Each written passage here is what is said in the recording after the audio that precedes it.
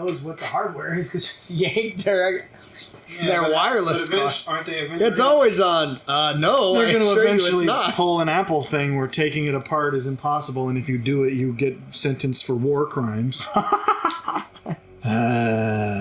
Isn't that what they're doing now? Not actually, but something like they've designed it so that it almost can't be taken apart without damaging it, and then they'll tell you you're an idiot. Yep. There's a guy that's a professional... the Lewis, whatever his name is. He takes apart every new iPhone, and he's like more and more... The right to repair bill did pass, but they put a bunch of stuff in it that's like, okay, so it's real weak sauce now. Well, but like his point, essentially said, he literally bought 2 identical iPhones and then swapped their parts, and they still didn't work. Yeah. Because the fact that everything has to be the original part. I forget what was it about it, because it was basically like, yeah, it does, but it leaves so many loopholes that it's just a joke. Where they basically said they have to then provide the parts, they have to provide sufficient diagrams and replacement parts, but the nature of it was so open that literally they predicted that what's probably going to happen is they'll sell you only the repair kit, which will include all the parts and will cost as much as a new one. At which point you may as well just buy a new one. I forget who it was that covered it. It was one of the news people I follow, and it was real dumb. So this is still not a one-hit kill. It's not even a 2-hit kill. I didn't hit him in the head, though. You know what? I should have gotten that ammo up. I should have gotten that ammo increase, and I would have used it on this, because 3 shots is pretty stingy. Are you about to do some jumping jacks over there? What's with your posture? My posture? You look as though you're about to leap up. Well, I was going to actually go and grab some milk. Oh, well. Sorry. I countervened you. You could be quick. I don't have anything to talk about, so we could sit in silence undetected. I suppose I will dig into a pretzel, but I don't love pretzels. Covering them in chocolate is really only a minor palliative. This is very aromatic. Ow! Good heavens! That was really crunchy. Might we feel the pretzel? Yes. That got me straight in the gum. That sucked. That was really sharp. There's no need for that. Whoever manufactured these. So I've been following this guy recently. You might want to be colorful about that. They probably won't appreciate that if you're not careful. That I believe his name is B. Dylan Hollis. Whoa. And okay. That man. Well, okay. So 3 on that versus 2 on the shotgun, or 2 on the sniper. That's not a bad trade, considering the sniper is harder to hit. Like even with the laser, I get him once, and I miss the second time because it's such an unwieldy thing. And then it has such low ammo, and of course once he knows about me, then I'm not able to lead him into my shots.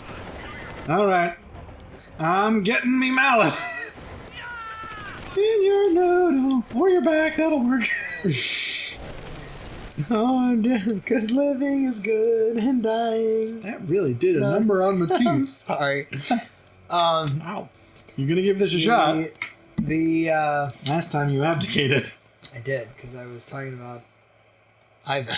That is not... No, last time we did this, you were like, I'm never gonna get through this. Well, I'm gonna give it a shot. Oh, there you go. Because you can always make a difference, don't you know? I don't know if that's a message that appeals to you enough. Wow. I'm teasing. Anyway,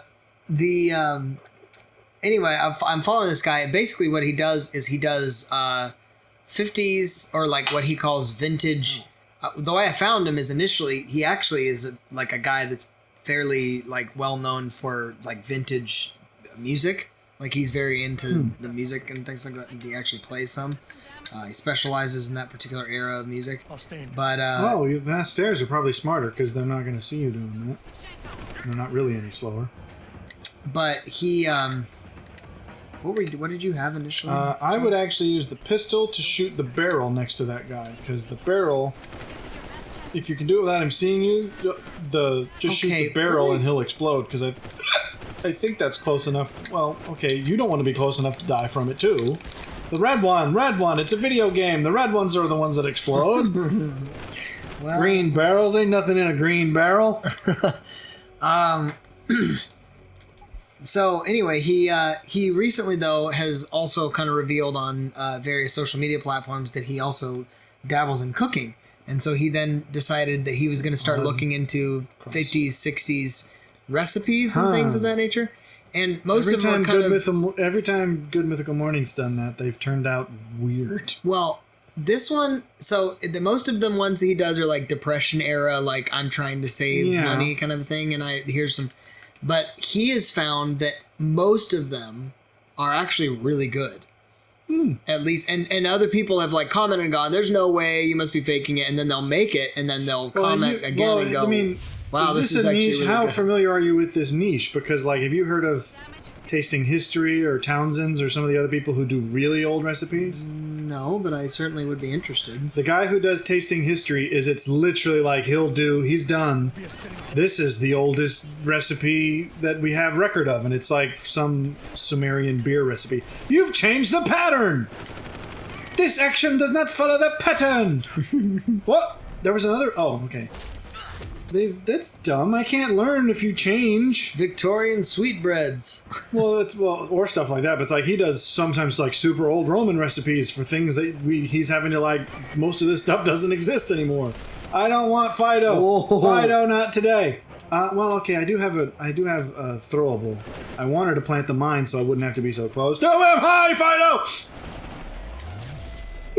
No, Fido. Well, this is actually going remarkably well, despite the changes What's-His-Head made to the strategy. We're down one heavy does and he one have a Fido. name? Dave? What happened? He blew up. Because of What's-His-Head.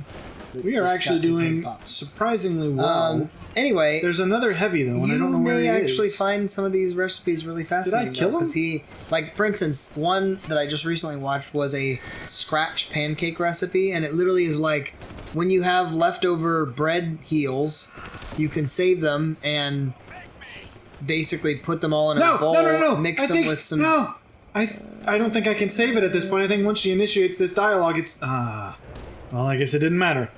Because I think when she initiates that, it's too late, and I was close to getting them all out.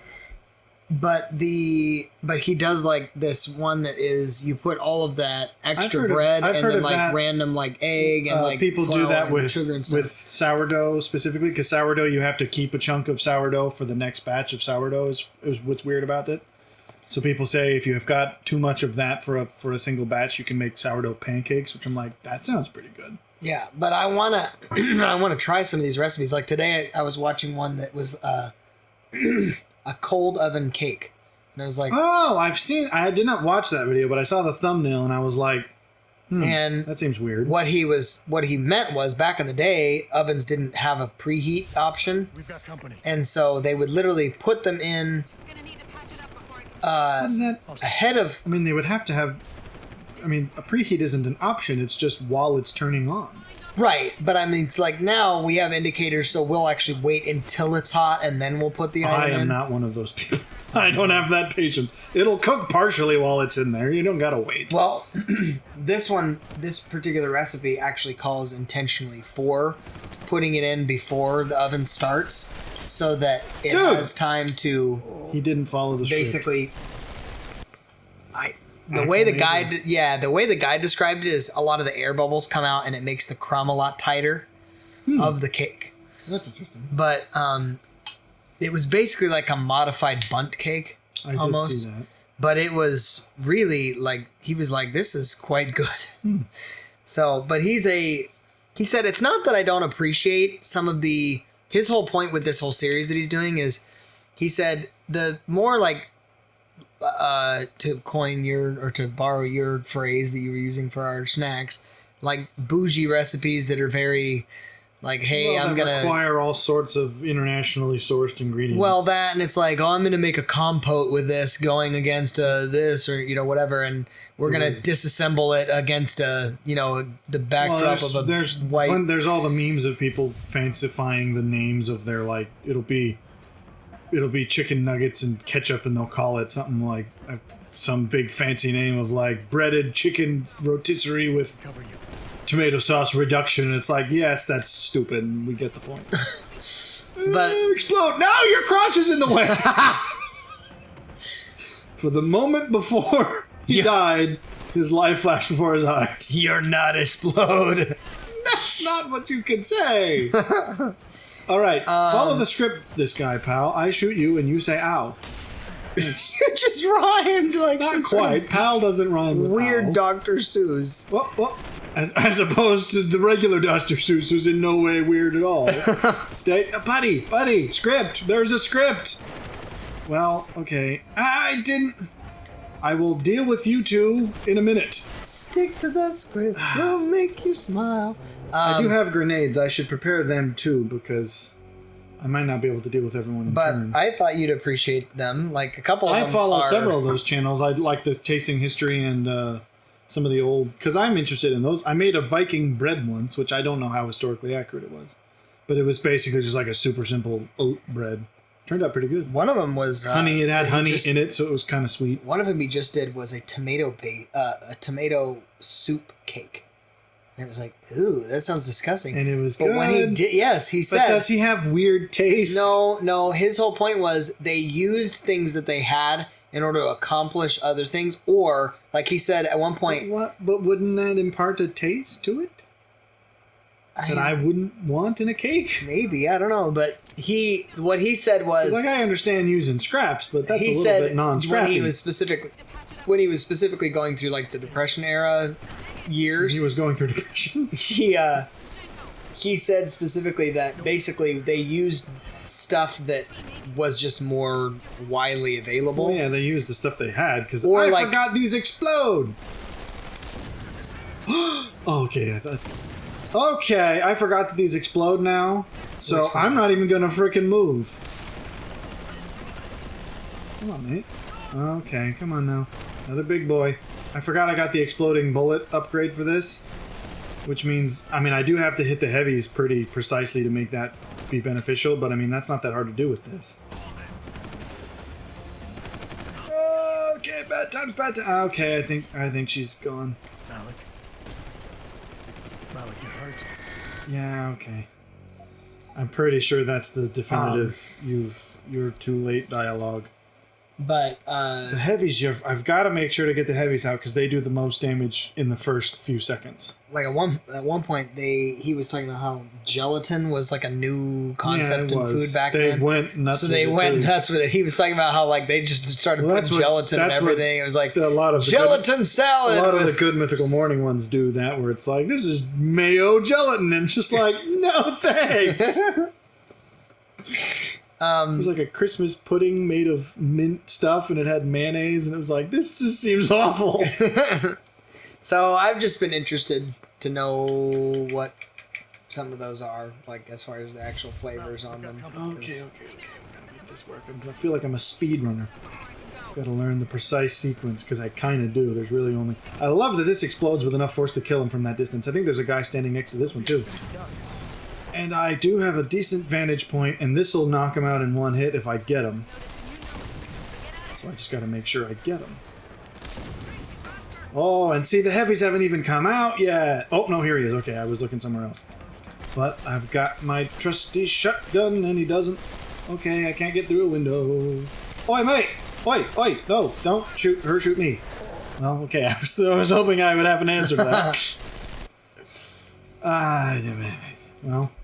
So we gotta try some of those so we can. Well, I mean, sure. They'd have to have some kind of intrigue in the beginning, like tomato soup cake. I'm like, I don't feel a compulsion. One of them you actually may appreciate is peanut butter bread. That's not okay. I mean that still gets made though. I've never seen it. I've never personally had it, but I have. I mean, I also have like a whole Pinterest board of recipe stuff. So maybe I've been in the exploration sphere for a while. So you're far more into intrigued by well, cooking. I than used I am. to also have to cook my own food as a single apartment dweller, and so I decided I can either live miserably and eat crap, or I can actually like invest in learning to make stuff I like, because then I don't have to just eat frozen stuff all the time, because that is a bit demoralizing. All right, I think I'm developing the proper strategy here. I can maybe get one of these guys before the big heavies come out. So there's big heavy. I don't really want to jump through this window the way I did last time because I got stuck on it. There we go, and I want to pop him in his noggin before he gets too close, and it takes 3 shots for him, and there's a sniper! Okay, that's the sniper that's from up there that I wanted to be able to get out last time, but I couldn't. I do see you, pal. Stop it! Stop it! Back up! Not me. Okay, you two, I think the second heavy is on his way out. I don't think I got him. You're taking up my time. No! This is what's so brutal about this. There's not even another heavy on the field. The snipers are probably the next biggest threat. That was funny. And then, it's funny that the robot doesn't come out until I'm standing here. So, I suppose that's all the more reason to stay away. But I mean, I'm pretty confident that this is a death.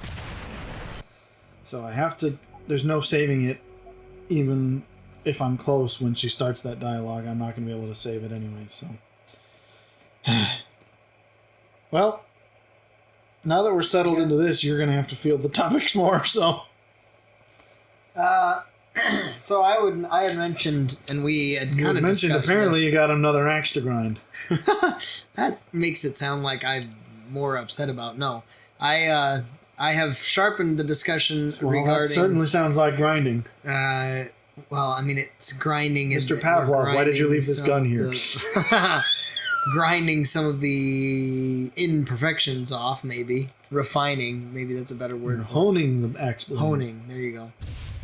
So I'm honing the argument on hones now. We were having the other day regarding the difference between Silco and Tommy Shelby, and we kind of brought out, it was a bit of a, we're both pretty depraved, but in different manners. And but I thought we'd have a bit of moral theorizing and discuss we're doing very well on this round. What I believe to be the real precise difference between Silco and Tom. And Tom. That is that I guess they do call him that sometimes, but that sounds awfully. Mostly Johnny Dogs calls him. No, Tom. No, Tom. No, come on. Need your noodle. Give it to me. Noodle, need okay, well, I suppose I could also do that where I just stand in the front and shoot my gut real fast. Just make them all shoot at me instead of her. That's a limited strategy. So I will open by saying this. Well, I cold opened last time, so you get to accuse me of something depraved. Should Batman have taken out at some point the Joker? I almost got into this because there was a whole big... Should he have shot him? Are you referencing the same Tumblr post I referenced? No, it's not a Tumblr post. Because I almost got into it in the last discussion because it was semi-relevant about the nature of, like... Basically, my core point was that some people are actually of moral character that they could take such action and still live with themselves. Because the person was taking a very, again, empathic response of, like, who could live with knowing that they did that and blah, blah, blah. Well, it's less I was like, empathic. No offense, but there are some of us that could. Like, I'm not suggesting I would, but if the state was like, hey, here's this, this heinous criminal did this, we need someone to take care of it, you'll have amnesty, I'd be like, if it was a heinous... Dude, your crotch! If it was heinous enough, I feel like I could probably do it and be like, I'll live with... Okay, dude, stand up. I can probably be the kind of person who I think could live with it. And not to say that it's trivial, because I don't mean to say that. So but the elements here's of, like, the question. Some people can. On a moral argument level...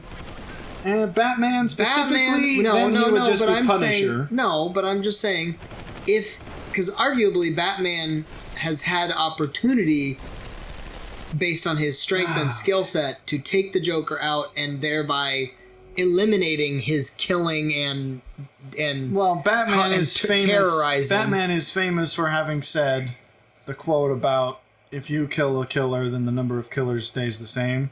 And the obvious logical flaw with that is, and this became a meme, was someone was like, yeah, but if I kill a bunch of killers, then the numbers goes down by like a lot. And it's kind of true. It's like the calculus is you're always going to add one, but you can certainly subtract more than one. But the issue That's the Punisher perspective. But the issue is he morally obligated because he has the capability to take Joker out, or is he Malik, we've got company. Not responsible for Joker's actions based on the fact I simply think because there's an element of both. Like, I don't think this is a both kind of circumstance. This is a both kind of circumstance where there's no right or wrong. Where it's like he could justifiably do it and he could justifiably not.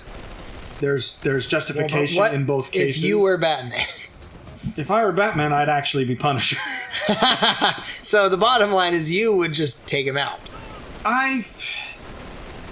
Because arguably Batman and his whole strict no killing concept. The argument could be that there's a two-prong approach, that it's not strictly, at least this was the Tumblr post, which I sort of agreed and sort of disagreed, where the argument was it isn't exclusively because some people make it where it's like he couldn't live with himself if he didn't.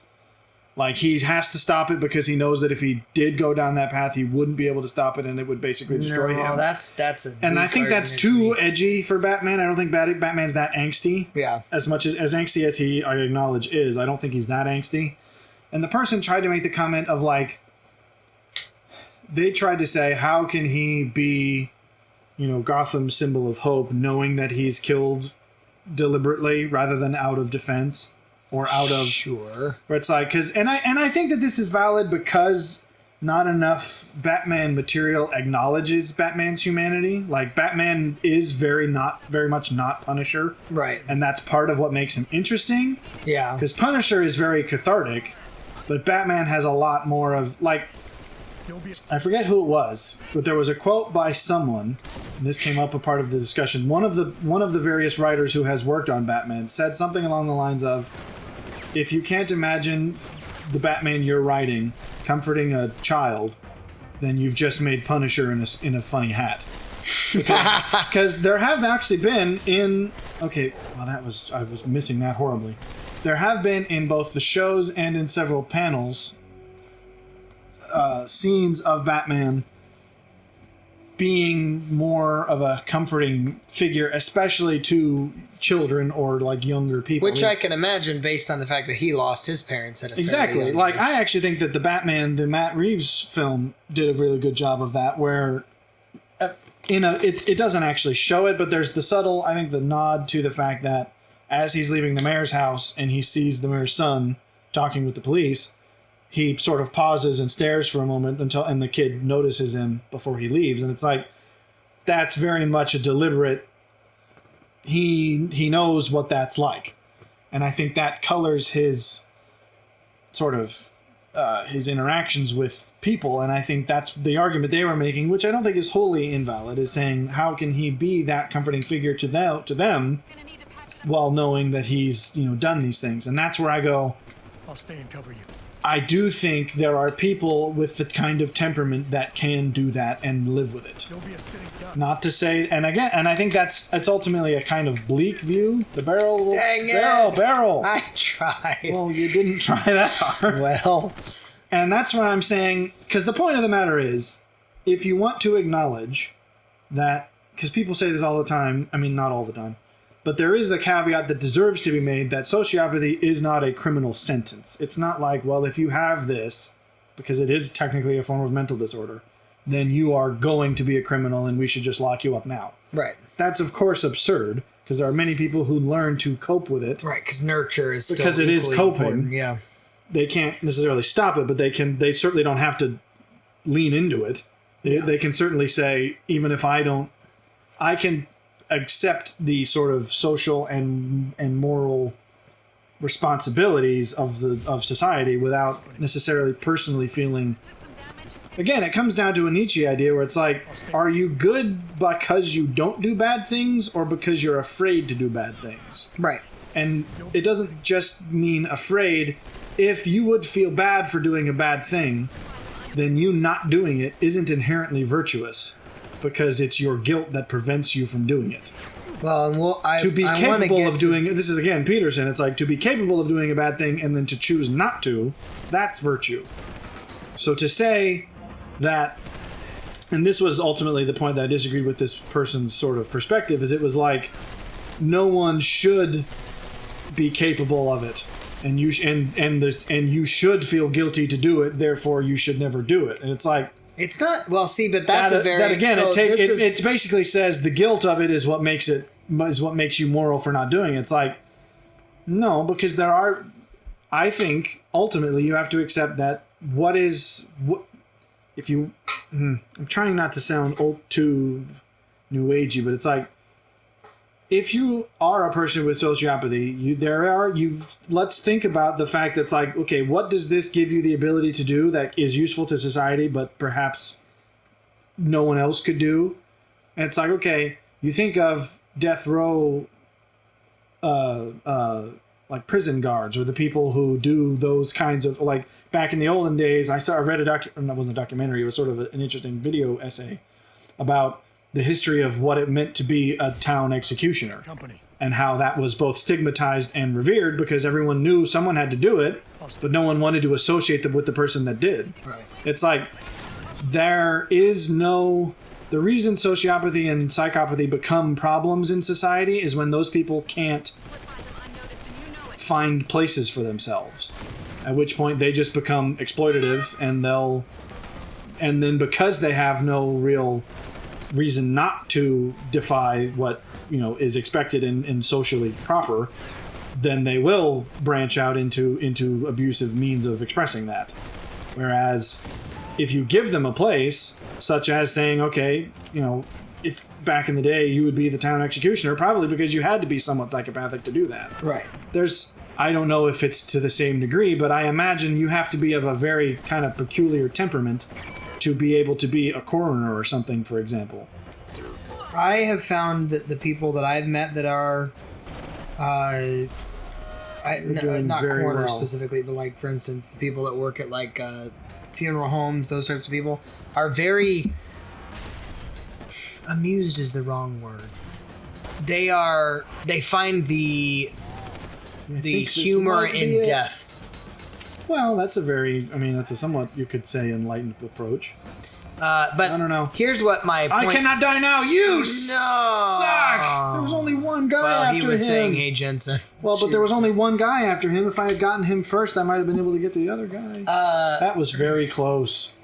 My thought on this is, arguably, Batman's approach of "I will not kill because that is what separates me from," it's his whole famous, that's why it's so important and all this kind of stuff, is very... It's Kantian. Principled. Yes. Because it's very black or white. It's like there is no gray. There is a moral code that I stick to, period. And what I was going to argue, if you look at... Is this going to come back to the...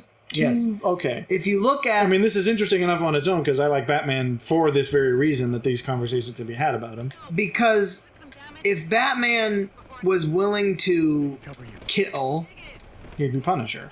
Yes, but he would also be, at that point,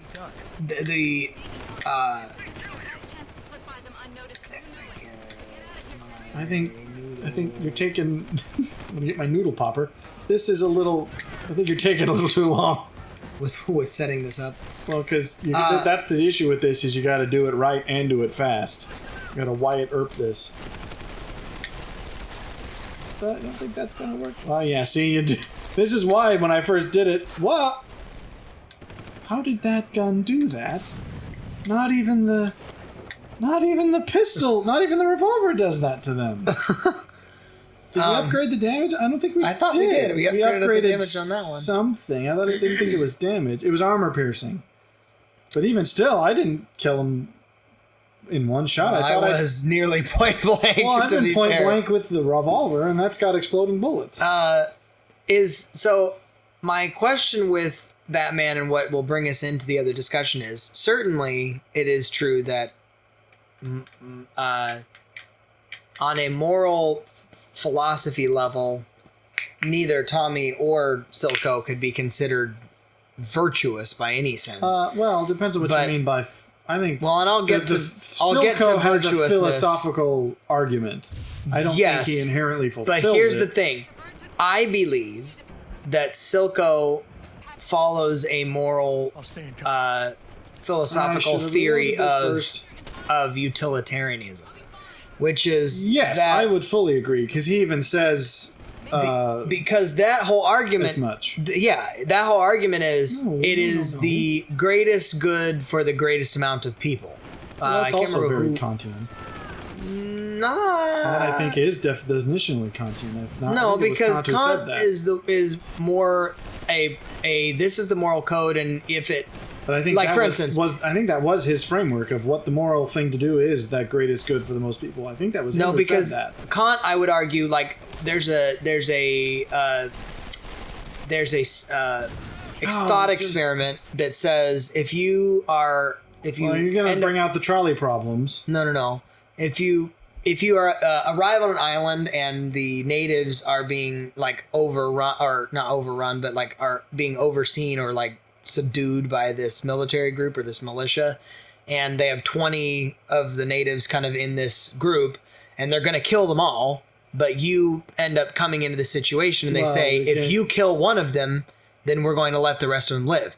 Are you at a moral advantage in killing one person versus it's a little bit like that. It's just a different phrase. Yes, but I'm just saying, is one life worth more than many? Is one life worth more than the 19, or are they more responsible for their actions and you just say, no, I'm opting out, I'm not doing that? Which one? Because Kant would argue, no, killing is wrong, period. I'm not sure I know enough about Kant to know, because I think he was the most good for most people person. No, that's a very... I should have reloaded this first, because I'm gonna wish I had it, because I can blow that up and kill him. There's a... Epicurus was, I would say, fairly... that was not him. No, I would say he was a fairly utilitarian approach. I don't know which was far more... Moral, I've never heard of any of his moral opinions. I'm saying his framework was far more in that he's slightly more hedonistic. Maybe. Yeah, certainly. His approach, he's often pitted against the Stoics because they were attempting to do the same thing, but his response was, you eliminate suffering not by, controlling what you can and letting go of what you can't, by removing the things that cause it. Right. So it wasn't truly hedonistic in the sense of, it was basically, instead of pursuing pleasure, it was avoiding pain. Whereas the Stoics say, you're not always going to be able to do that, so you have to be able to weather pain. Right. But the hedonism argument is less the issue as much as it is utilitarianism. Well, arguably he was very much you want to create no pain or more pleasure for the most amount of people. Like he would argue that's the most utopian version of society. But utilitarians, I would argue, they would say, yes, you shoot the one person and you leave the 19. That's the utilitarian, like that's what is the most good for the most people. A Kantian arguably would say no, because morally killing is wrong, period. So the militia that are killing are bad people, whether or not you're going to participate in that or not. Now, my argument, and I kind of skirted the issue itself, because I said what I would do is take the gun and then shoot one of the militia members, and then the militia would turn on me. The thing that I think ought to be recognized in this whole thing is this is a dumb framework, because if I stumble upon an island in which there's a conflict, I'm not going to morally assume one of these people is right and the other's wrong. Well, I'm going to be like, for all I know, they've just massacred somebody else, and this is their execution. Woo! Woo! We did it! I am nearly dead. I didn't even attack the robot. Oh no, I did toss a I tossed a thing. Woo-wee! And that didn't even take more than one episode. So I mean, it did take the episode of us prepping, but I think that was wise. So, woo! I don't want any of these except we'll get cash. to that because I would argue that's the virtuous approach, which is that it's more about logical moral principle more than it is about just black and white moral principle. But anyway, back to the whole utilitarian approach. I would argue Silco is utilitarian in that his whole Silco approach knows what he's doing is, I don't know that he would say wrong, but distasteful. Well, utilitarians would argue that the means are justified as long as the end result is that the most good is done for the most people. And I would Sure. say that is very Silco. Well, I made this comment off air, and I was sad that I didn't make it on air because I thought it was valuable. Well, here's But your I basically- chance. I basically said this to you, that Silco is essentially the definition of the sort of Assassin's Creed work in darkness to serve the Right. light kind of thing. And that he's different from Tommy because Tommy is basically work in darkness because the light is fake or it's not. Doesn't exist. Again, and that's why I think there's much more of the nihilistic, like he's Yeah. jaded about life certainly with jaded. reason. Yeah. But that means that he's not doing it for anything other than it's like, well, I'm not going to play by society's rules because they're just as screwed up as everything else. Right. So because of the whole utilitarian. I want this energy because this is exactly As long what I as need. the end result is good for the most people. I'm not sure that it's quite in the Machiavellian sense because that's a very Machiavellian ends justifying means kind of argument. certainly, but I'm just saying, to me, he is very much as long as this creates, he was willing to say, morally, if it's gray, Morally, I'm this okay is a with problem, this but I because know we that have to it- push yeah. it through. We have to Basically. get it done to the end because The way I like to put it, if I may submit my own aphorism, which I Sure. would like, I think ought to be. I don't know. I'm proud of it because I think it actually is a well way of putting it. But many people allow the ideal to get in the way of the, not even necessarily the possible. I think Mark Twain said this. I think it was him. That the perfect is the enemy of the good. right. And many people think, oh no, that wasn't him. That's another very popular statement. But he said something similar where, I think he said something about, you must acknowledge that you're not perfect. And once you stop trying to be perfect, you're free to be good or something like that. And so it's the same sort of sentiment. But I think so many people are blinded by the fact that this may not be a perfect solution. They think that the right solution is right in all contexts and has no fault, Right. whereas I think a utilitarian approach is much more. I don't get enough opinions to talk about this because the film Lincoln is a bizarre film I know to have as such a favorite of mine, Oh, it's a great film. I like it. but I do think it has so many moments that apply, and this is one of them when he's discussing with Thaddeus Stevens, Yeah. who is very much the idealistic. Jensen, He doesn't like calm activity. Lincoln's way of sort of Towers looking for you. bending the ideal to get it at least possible. Yeah. And Lincoln sort of responds with the story saying, But "When I was surveying, I learned that a compass will always point north, give them a wide but it has no advice about the canyons, the rocks, or the swamps that'll be in your way. Yeah. And if you charge straight north only to end up in a swamp, what was the point of knowing it?" Right. And it's like, there are times when you can't head directly for what the ideal solution would be, and in truth, there are many times when, that's weird, when there is no ideal solution. Right. So what you have to do then is say, well, where is the closest step to here that is still an improvement? Right. And if it's not fully in the direction of the best, at least it's an improvement over now. Well, and again, that's And I- the whole, once you get to the end, as long as I would argue Silco's perspective is, yes, we're having to do morally, arguably reprehensible things right now, but they're not without justification, nor are they the permanent fix. Like That's I think where I think arguably, if he would have taken over, like let's just say, let's play many this people out, have done. he would have not then continued. I agree, and a lot of people don't. And I say a lot, the anti-Silco part of the fandom doesn't agree. And this is where the split's going to be, because it's going to be an interpretation of character. And I think he would eventually have settled out. because many people We're have here now. Yeah, many people have sort of presented this like an alternate timeline where basically he succeeds and everyone gets to survive, and he's like declared himself king of Zon. And I'm like, I don't see that. No, I wouldn't have. I would have seen him at most as a sort of Andrew Ryan. He'll plot relevance. So this is when we realize that augmented people are being toyed with. Because I just had that happen. A bunch of people who presumably are all augmented have. This is it's plot relevant that basically augmentations are starting to backfire in weird ways. But yeah, I should put this away. What was I saying about him? The whole divide of the fandom. Yeah, I don't think that that's accurate. I think it would have been the Andrew Ryan kind of thing, where he would have probably set up a similar kind of council to Piltover and probably would have made himself in charge of it. Sure. So I think he still would have put himself in a position of power, but I don't think he would have been an absolute dictator like some people suggest. Right. Totally agree.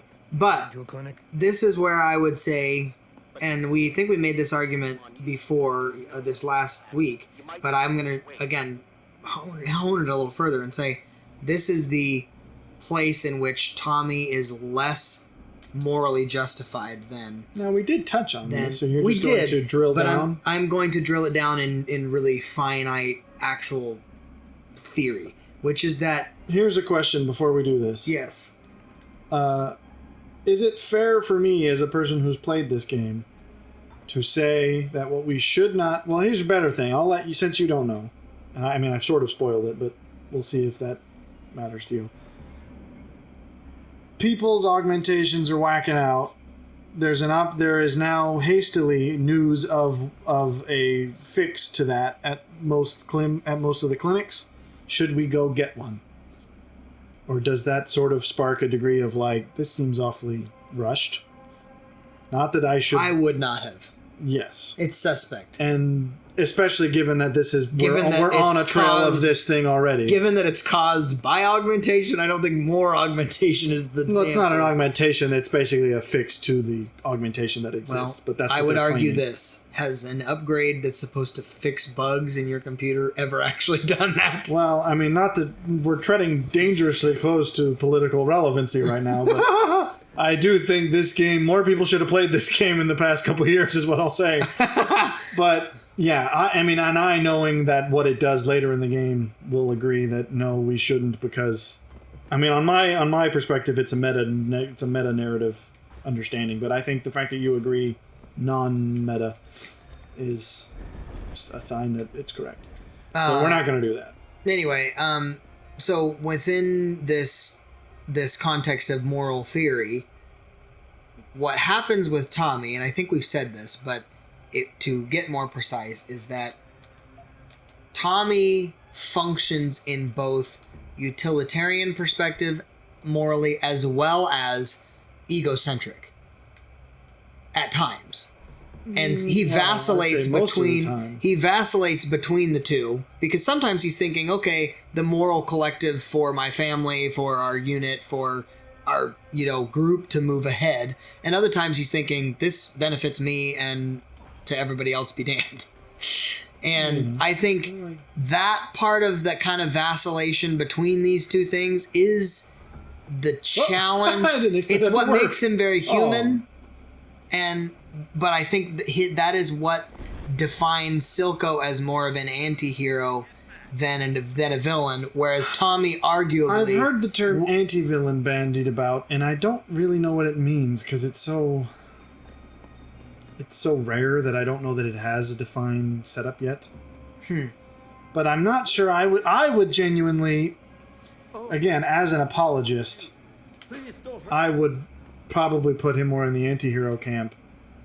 Because maybe I'm giving him more credit than the average person would. No, I mean, I would certainly. Well, yeah, again, because I think you are of a similar bent. But I know that there are some people who are firmly in the villain camp, so... No, Anyway, all that to say, I think getting back to kind of the moral theory, you had mentioned virtuousness. The reason I had mentioned... You got the wrong guy. What's it worth to you for me to think Aristotle in particular is because while to yell out? Plato talks about virtue, Bread is keep- one thing that Aristotle highlights is that, like, it's not devoid of Permanently. reason within the moment. Like, so courageousness typically is associated with doing things that are Thought you might see put yourself in danger or your own life in danger in order to bring about the better good. But Aristotle, I would argue, and again another one of those kind of trolley situations, if you had a situation where there was some sort of mugger and you came into this situation where there was a context going on where there was a mugger attacking somebody, Why did they? it would be it's not brave of you simply to jump in. It's brave of you to jump in if you can actually do something to prevent the situation. You could argue it would be noble, but you can be noble and foolish. Right. And so virtuousness, Okay. according to Aristotle, would be, okay, sometimes you jump in. If you feel like you can evaluate the situation, assess it, and go, I could actually do enough to fix this situation, great. But if you can't, like say the guy is huge or there's multiple attackers or something like that, you'd actually be more virtuous to not jump in, but rather to get help. Like to go and... So it's like virtuousness doesn't necessitate grandiose gesture, I suppose. And that's where I go... Well, I now we're getting into... I think Plato, it's the age-old split between them, is that Plato was much more about theory and Aristotle was much more about practice. Right. I mean, that is the difference, but that is literally almost the definition between the a priori, a posteriori dilemma. Which is why I would say... this would be an honorable thing to do in theory, but it's like, okay, but what effect does it actually have? Right. And that's why I was saying Aristotelian before, is because it's their idea or their principle of virtue varied, in that virtuousness, according to Aristotle, was somebody who you want to emulate because they are, both courageous and also humble. They're calm in situations. They're morally or ethically, I maybe should say, ethically, above board, those types of things. But jumping into a situation and saying, I'm going to save the day, is not actually always brave. Sometimes Not it's if you just can't plain actually, stupid. yeah, not if you can't actually do it, which requires, again, everything really requires a sense of introspection. So you have to know yourself well enough. Taller Right. than the man they're looking for. What was it? might see That, things that know I don't- thyself I is... think that's a Plato. No, I actually think that's not even. I think that's someone else. That's not one of the philosophers. I think that's actually I swear that it might was- even come from a.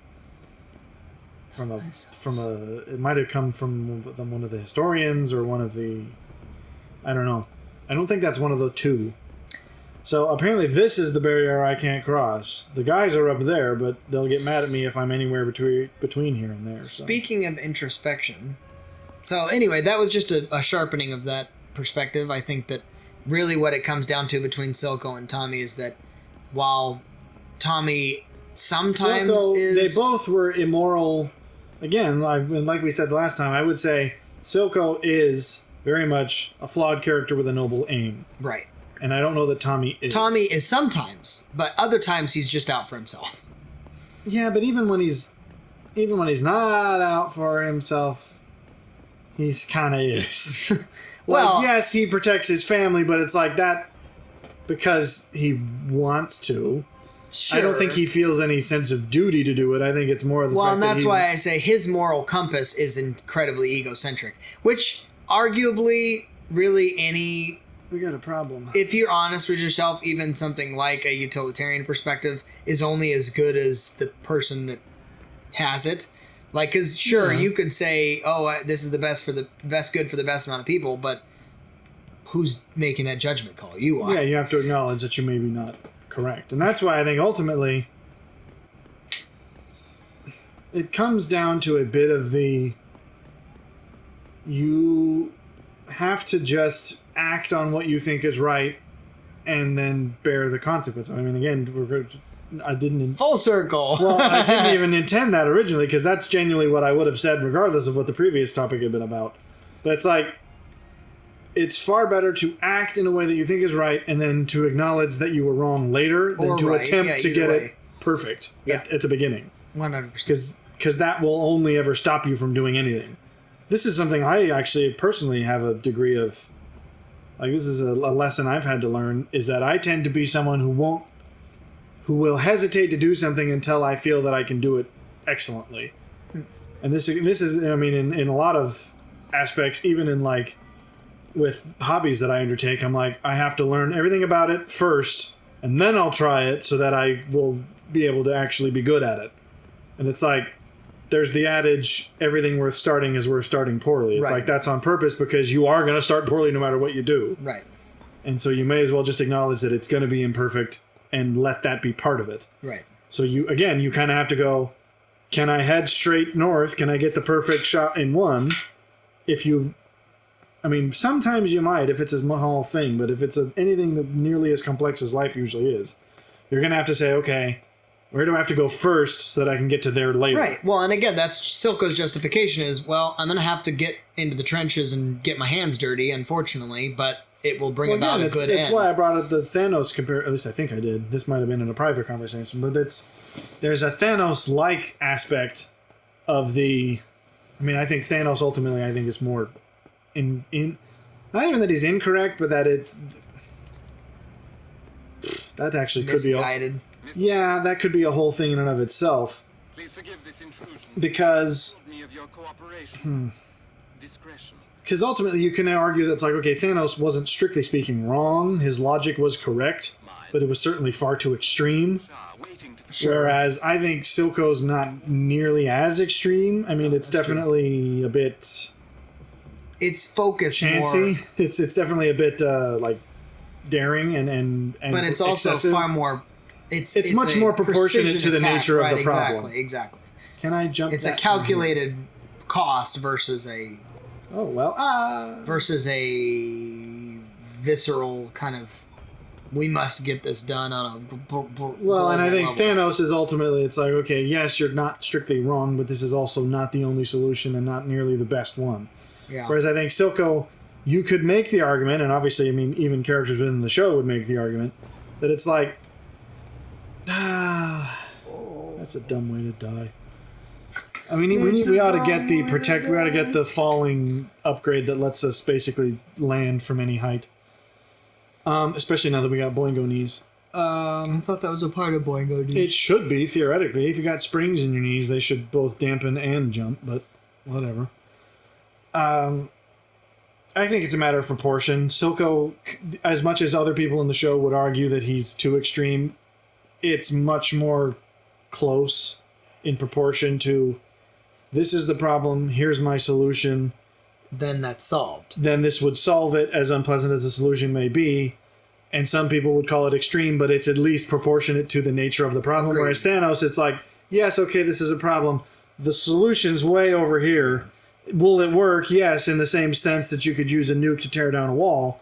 But that's obviously way disproportionate to solve the problem. Well, I mean, and again, in classic, what I was talking about with egocentric moral, is that Tommy, and this is really a pretty harsh criticism of him, but I do think it's a fair one, is that based on even what you see in the show and in various just quotes of his and things like that, he would not have gotten to the top and then stopped. In fact, in the show, his whole point is, I have no limits. The one line, well, there's several lines, and sadly, I can't remember the one that I think is most striking, in which someone makes a comment along the lines of, like, you can't out something God. I don't remember if it's like you can't outsmart or you can't out something. Oh, yeah, when he's talking with the nuns. I forget who it says, but then they walk away, and then he says, no, I can't, not yet. Oh. Whereas that basically acknowledges the that same thing you did. Exactly. I just thought that I could. That his, but I think at least the quote I remember that it gets the same sentiment across is when he talks about how he's got the gardeners on his property who have no ambition but will live happier lives than I ever will. Right. Because he's going, I won't stop until I have all that I can physically achieve. And therefore, I will never be happy with what I have. And he sort of acknowledges that. Right. Whereas, I mean, the reason I didn't quite conclude, the reason I brought up the Thanos thing is I think that's what he and Silco share the similarity of the person willing to enact the unpalatable solution. I just think Silco has a much stronger argument for it being proper to the circumstance. Whereas I think Thanos is very much just like, you're not logically wrong, but you are just, you don't have ground to stand on realistically. Right. I think Silco is much more close to realistic. Certainly more understandable or defensible, as you said. But getting back to there's actually another example that's valuable, because this is a real cool thing, and it's one of those, it's totally random, but it applies in a way that's interesting. Please forgive this intrusion. I forget the name of it, but there is a specific kind of graph that was shown to me as part of, I think it was like a product design course or some industrial design course I took, that actually showed, and the example specifically was Kodak, which famously being sort of the cautionary tale of being too stuck in your ways, where they showed sort of the technological advancement of, in this case it was specifically photography and film photography. Right. And then it showed the development of digital photography around the same time being of substantially inferior quality, because of course it wasn't understood at the time. But film was reaching its max, whereas digital was just getting started. And so there was a degree of, Kodak was saying, well, this is better, so we're going to stick with this, without realizing that they were still operating on they didn't recognize that they were at the edge of what could be done. Right. And that even though this other thing may not be better currently, it certainly had the potential to be better down the line. And ultimately they went out of business because they didn't adapt. And that's very much a similar, you could make a moral version of the same graph that says, this might be an inferior solution to where you think you are at now, right? But you are peaking now, and if we don't do something, we're going to either be stuck here or more accurately, it's going to collapse. Yeah, exactly. So you have to make the jump to say, we're going to make the jump to what is currently inferior in the prospect of being able to do the superior thing later. It occurs to me that I would need another box to get up there. So I don't think this helped me. I might be able... Whoop. Oh, bike. Thank you, bike. I don't know if that would have helped. So I think that the moral argument is, okay, sometimes you do have to acknowledge, I'm going to have to go into an inferior moral place to get to a better moral place later. And I think that there is a distinct difference between that and the concept of the Machiavellian ends justifying means kind of right thing. That the difference is, again, that's a balanced virtuousness versus because the ultimate goal is, it isn't just because this benefits me now, but it's rather this enables better decisions in the future that I can't make without making this first unpleasant step. I think I need all three of these boxes to do this, though. I thought I could... Oh, that seems so close. Is the lamp getting in my way? Could be. I have to sort of jump over to the side. Oh, that might have done it. So anyways. Anyway, it sharpens it a little bit. You had mentioned the introspection thing. There was a quote from a French novelist, Malrox, I believe his name is, Andre Malrox. But he's not. Come on, He's not. I can see it. He wrote a lot of almost like foreign seeming stuff, but he's French, so it's a little bit odd. Well, it would be foreign to you. No, I mean it was almost like Asian kind of. Well, was stuff. he influenced by that? He might have. Yeah, been. he certainly was. He was. A scholar of that? Don't know enough about him to know whether he was a scholar of it, but I do know that a lot of his books had that kind of thematic element. Come on But now, one of the things he said that I thought was pretty sobering, at least, is on a moral level, as I was kind of thinking through Tommy's specifically and his moral compass, was that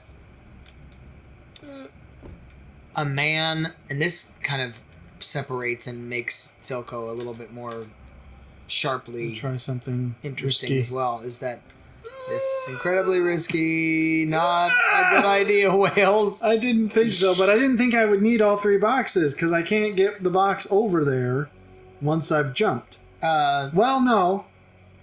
I might have a strategy. Because if I put the box on the edge, I might be able to grab it from the other side.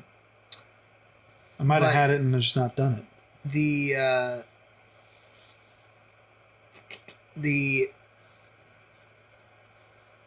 I'm trying to think what But was French that? man. Yeah. So his quote was, "A man is not what he thinks he is what he hides." I've not heard that exact quote, but I have heard similar quotes. And I thought, well, it's that very was much the really... it's very much the Oscar Wilde, "Give a man a mask and he will tell you the truth" thing, which the Joker has a similar quote that I believe is based on that. In fact, I might have quoted the Joker, and the Oscar Wilde might have been the more original. Which is what? Meaning... I think Oscar Wilde. I'm quoting one of the two. Oscar Wilde was the original, and I forget whose wording is which because they're very similar quotes. Mr. Jensen, But it's basically that's. please forgive this intrusion, but David is... No, because the full quote from Oscar Wilde is something like, "Most people are other people. Their opinions and all these other aspects of them are things they have adopted from other sources and they're afraid to be them to make their own voice heard." And I think he ends that by saying, "Give a man a mask and he will tell you the truth," or something like it. Yeah. No, and that to me it kind of highlighted the whole principle of shadow integration and really, again, that introspection and its importance. But as I thought about it within the context of Tommy Shelby versus, Silco and all this kind of stuff, I go, really, if you were to actually look at it honestly in the face, what is Thomas Shelby? Oh, come on. As far as he is what he hides, he's an addict. And he's also certainly in the beginning. Don't do this to me. I can grab. I can grab. How far do I got to be over? Well, I can jiggle You him. grab the top one? Well, I'm wondering, can I destabilize it enough? Can I knock it over and then pick it up as it falls? It jiggles when I touch it. I'm about to fall. This is clearly as close as I could get. I mean, I know I could break this box by shooting it and hope to catch the next one as it falls. Ah! Well, that fell very fast. That fell instantly. You dumb thing. No. Oh, it says do not destroy. Sorry. Come on. Can I... It's not letting you move it. What are you trying to do? Well, can I punch it? What's my punch? Can you punch it? Because I obviously don't want to shoot it because that'll just destroy it. But what I want to do is to make it fall over in such a way that I can catch it. Because I'm confident that if it slid, I could catch it. And it just occurs to me that if I fail this now, I destroyed one of the boxes. I won't be able to try it again. This reminds me of that funny set of videos where the two guys are trying to move the TV down the No! Dang it! down the I don't know if that's even worth what is doing. it called? So. Down the porch, the outside porch from the second level.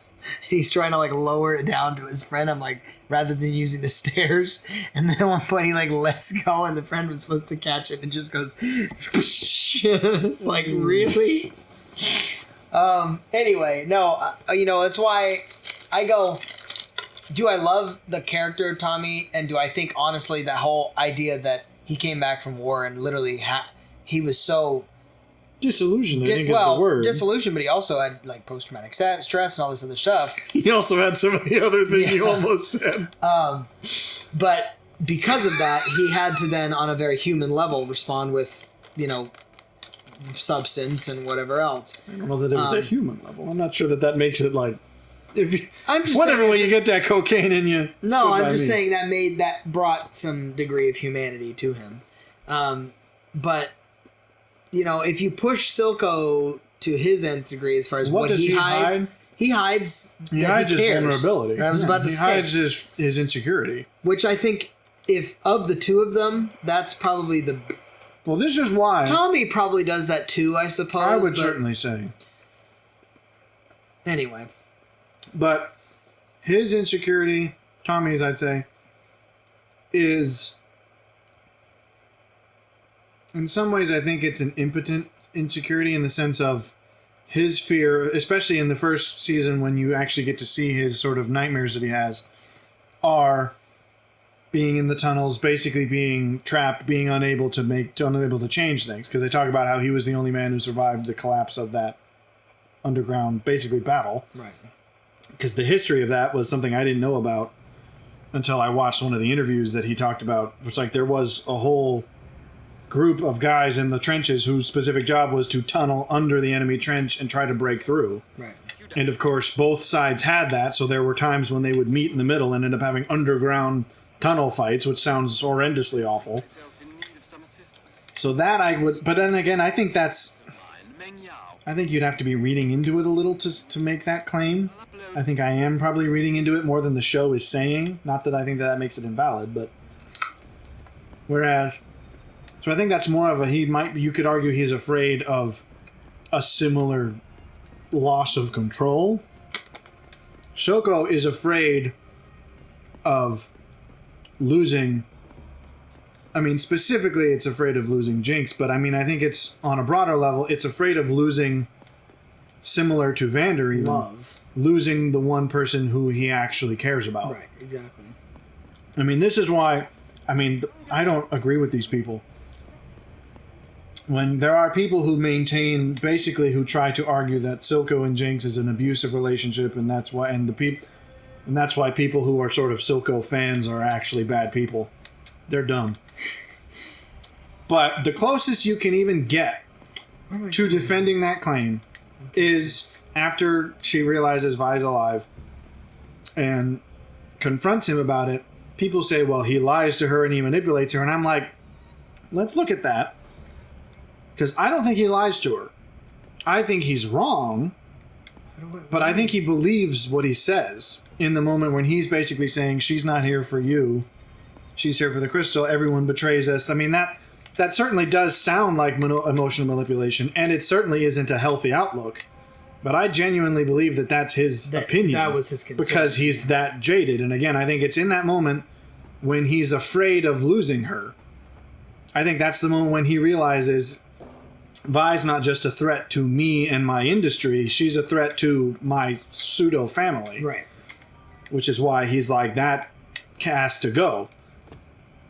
And again, I don't think that that's entirely manipulation, because I think he believes what he's saying, and the fact that he is himself a flawed and a sort of broken person makes it... Because many people would say, and I would agree, it's not a healthy relationship, but it's not an abusive relationship by far. Where am I going? And it's unhealthy because each of them are unhealthy people. In fact, their relationship may be the closest thing to health they have for such unhealthy people. You're trying to get to the X, but you're going to have to sneak because... people everywhere don't like you. Can I pop his noodle? Not in public. Sure I can. No! This isn't like a strict military zone. There are civilians around. You're going to have police on you for days. Oh, eat that, by the way. We need that energy. Eat the creatine. You can eat the mine, too. That might give you some form of energy. I think you're...